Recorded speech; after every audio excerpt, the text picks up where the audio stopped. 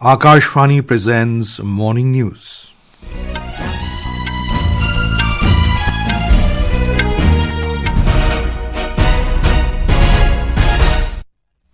Good morning, I'm Abhishek Mukhopadhyay. The headlines. India gains zero duty access on 100% goods exports to New Zealand after conclusion of free trade agreement. Commerce and Industry Minister Piyush Goyal says agreement is expected to bring substantial investments in innovation, manufacturing and exports. India's 8 core sectors output grow by 1.8% in November 2025. Area sown under Rabi crop crosses 580 lakh hectares in the country, says the Agriculture Ministry. UN Secretary-General Antonio Guterres expresses concern over rising violence in Bangladesh, stresses all minorities must feel safe.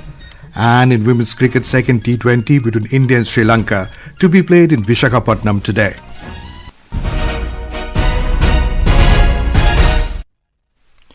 India will gain zero duty access of 100% goods exports to New Zealand after the successful conclusion of landmark free trade agreement negotiations FTA between the two countries. The FTA enhances market access and tariff preferences for Indian exports to New Zealand while serving as a gateway to wider Oceania and Pacific Island markets. The free trade agreement will significantly strengthen the investment partnership between the two countries. As part of the agreement, New Zealand has committed to facilitate investments of $20 billion into India over the next 15 years. Briefing media in New Delhi, Union Commerce and Industry Minister Piyush Goyal said that the FTA will build various opportunities for the farmers, entrepreneurs, students, women and the innovators by building trade. This is a free trade agreement with New Zealand which will not only include trade, education, R&D and innovation, services sector in a very big way, tourism, sports, particularly to benefit our farmers and dairy through technical collaboration, which will help them upgrade quality, productivity, and therefore the incomes of our farmers and dairy persons. Later in a program, Mr. Goyal said that the agreement is expected to bring substantial investments in innovation, manufacturing and exports, with India emerging as a manufacturing base not only for New Zealand but also for other global markets. The minister also highlighted that the India-New Zealand FTA was negotiated by a team that was almost entirely women officers, making it the first such agreement finalized by women, underscoring the leadership role played by women in India's growth journey. He said that it was the 7th FTA concluded under the guidance of Prime Minister Narendra Modi. The combined index of 8 core industries increased by 1.8% in November this year as compared to the same month last year. The Commerce and Industry Ministry said the production of cement, steel, fertilizer and coal recorded positive growth in last month. The coal production increased by 2.1%, fertilizer production by 5.6%, cement production by 14.5%, and steel production increased by 6.1% in November this year as compared to same month last year. The index of 8 core industries measures the combined and individual performance of production of 8 core industries: coal, crude oil, natural gas, refinery products, fertilizer, steel, cement, and electricity. These core industries comprise over 40% of the weight of items included in the index of industrial production. Rabi crops have been sown in over 580 lakh hectares this year till date, which is more than around 8 lakh hectares during the corresponding period last year. The Minister of Agriculture and Farmers Welfare has released the progress of area coverage under Rabi crops as of the 19th of this month. The ministry said that more than 301 lakh hectares area coverage has been reported under wheat as compared to 300 lakh hectares during the corresponding period last year. It added that pulses coverage stands at over 126 lakh hectares, while rice recording a significant rise of more than 13 lakh hectares. Union Minister of State for Health and Family Welfare Anupriya Patel said that the country has witnessed a profound transformation in its healthcare landscape under the Narendra Modi government in the past 11 years. She said the government has made its best efforts to strengthen the entire healthcare system from primary to tertiary healthcare. Addressing the 7th convocation ceremony of Vardhaman Mahavir Medical College and Safdarjung Hospital in New Delhi yesterday, Mrs. Patel said the aim of the government is to make healthcare accessible and affordable with quality. Schemes like Ayushman Bharat PMJ are today guaranteeing treatment worth 5 lakh rupees, free of cost treatment to 62 crore citizens in this country. Schemes like Pradhan Mantri Jan Aushadhi Pariyojana, Amrit pharmacies, these are making available generic and branded drugs, medical devices, surgical implants, all of these at much discounted rates. The Union Minister said the number of medical colleges has increased from 387 in 2014 to over 800, while the number of MBBS seats has gone up from 51,000 to 1,28,000 seats, and postgraduate seats from 31,000 to around 82,000 seats at present. Bihar Chief Minister Nitish Kumar met Prime Minister Narendra Modi in New Delhi. Deputy Chief Minister Samrat Chaudhary and Union Minister Rajiv Ranjan Singh were also present at the meeting yesterday. The Chief Minister also met Union Home Minister Amit Shah. In a social media post, Mr. Shah said that the NDA government is committed to taking public welfare and good governance in Bihar to greater heights. Draft voters list in connection with the ongoing Special Intensive Division SIR in Kerala will be published today. Those who are included in the enumeration forms received till December 18th will be in the draft list. Filing of claims and objections on the draft list will be received from today, and notices and hearing on the same will also be started from today. The Ministry of Panchayati Raj has begun the 2-day PESA Mahotsav in Visakhapatnam today to mark the anniversary of the Panchayat's Extension of Scheduled Areas Act 1996. The PESA Act seeks to empower tribal communities by extending Panchayati Raj institutions to scheduled areas and strengthening the role of Gram Sabhas in local self-governance. The Mahotsav has been organized to create awareness about the Act and to improve the capacity of Gram Panchayat in these areas. Addressing the media yesterday, Union Ministry of Panchayati Raj Joint Secretary Mukta Shekhar said the event reflects the Government of India's commitment to community-led governance and tribal empowerment. She said the Mahotsav provides a platform to highlight tribal culture and the role of Gram Sabhas in local development. This is Akashvani giving you the news. For quick news updates around the clock, follow us on X handle at AIR News Alerts, and for details of stories and more, log on to our website www.newsonair.gov.in and download news on AIR app. UN Secretary-General Antonio Guterres has expressed deep concern over rising violence in Bangladesh, stressing that all minorities must feel safe.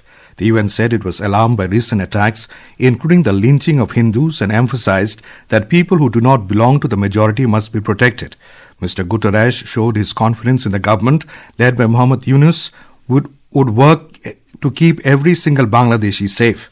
Violence has intensified following political unrest after the ouster of former Prime Minister Sheikh Hasina in August last year, and the recent outbreak of violence has roused concern.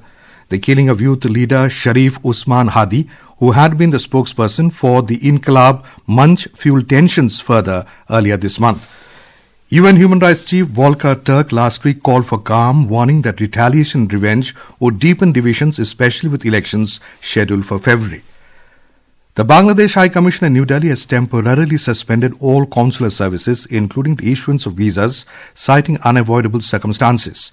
According to officials at Bangladesh's Ministry of Foreign Affairs, the suspension will remain in effect until further notice. US President Donald Trump has announced a plan for the US Navy to build a new, very large warship as part of his vision for a Golden Fleet. At his Mar-a-Lago resort in Florida, Mr. Trump said that it will be the fastest, the biggest, and by far 100 times more powerful than any battleship ever built. As Commander-in-Chief, it's my great honor to announce that I have approved a plan for the Navy to begin the construction of two brand new, very large, the largest we've ever built, battleships. We used to build the Iowa, the Missouri, the Wisconsin, the Alabama, many others. We had big battleships. These are bigger. These are the best in the world. They'll be the fastest, the biggest, and by far 100 times more powerful than any battleship ever built. Historically, the battleship was at the height of prominence during the World War II, and the largest of the U.S. battleships, the Iowa, weighed nearly 60,000 tons. President Trump said the U.S. Navy will lead the design of these ships along with him, as is a very aesthetic person. U.S. President Donald Trump said the United States needs Greenland for national security, not minerals, and announced that his special envoy would lead the charge. He named Louisiana Governor Jeff Landry as special envoy to Greenland, reviving criticism from Denmark and Greenland, which rejected any idea of U.S. control. Trump said Greenland's location is vital due to the presence of Russian and Chinese ships in the region. Denmark's Prime Minister Mette Frederiksen and Greenland's Prime Minister Jan Frederik Nielsen said Greenland belongs to its people and cannot be taken over. Nielsen added that Greenland alone will decide its future. The United States AST Space Mobile Bluebird Block 2 communication satellite will be launched by ISRO tomorrow at 8:54 a.m. local time aboard the LVM-3M6 rocket. The sixth operational flight of LVM-3 is a dedicated commercial mission that will place the satellite into low Earth orbit. Bluebird Block 2 will be the largest commercial communication satellite in LEO and the heaviest payload launched by LVM-3 from India. India Meteorological Department has forecast cold day conditions at isolated places over Bihar today.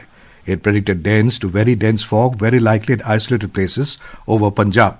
The weather agency further predicted dense fog at isolated places over Haryana, Delhi, Himachal Pradesh, Jammu and Kashmir, Ladakh, Muzaffarabad, Nagaland, Manipur, Mizoram and Tripura, Arunachal Pradesh, Assam, Meghalaya, Bihar, Odisha, Uttar Pradesh and Uttarakhand.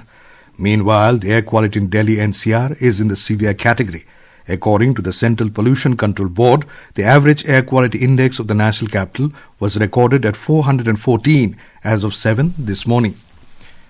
In women's cricket, second T20 game of the 5-match series between India and Sri Lanka will be played at Dr. Y.S. Rajasekhara Reddy ACA VDCA Stadium in Visakhapatnam today.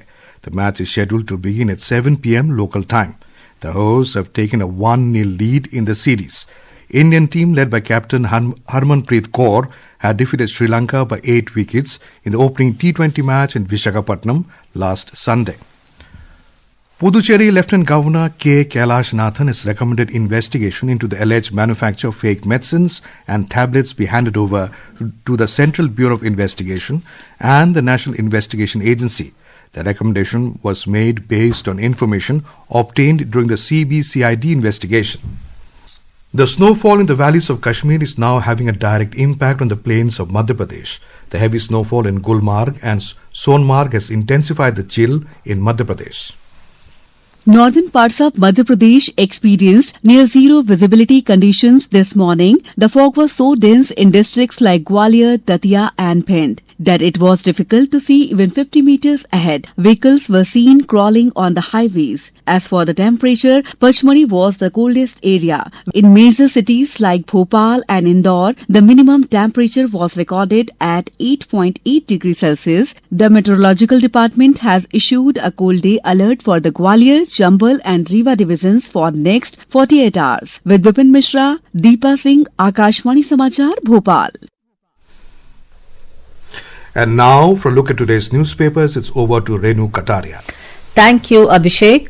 The deepening of trade ties between India and New Zealand is covered prominently by most of the dailies. India-New Zealand deal to boost exports services sector leads in the Hindustan Times. New Zealand to invest $20 billion in India under FTA, writes the Pioneer. India-France signed pact to produce direct firing sight navigation system, states the Indian Express. And finally, huge pay hike for domestic women cricketers. Well, the Economic Times writes the BCCI has more than doubled the match fees of women cricketers in domestic cricket. And with that, it's back to you, Abhishek. Thank you, Renu. And now, before we end the bulletin, the headlines once again.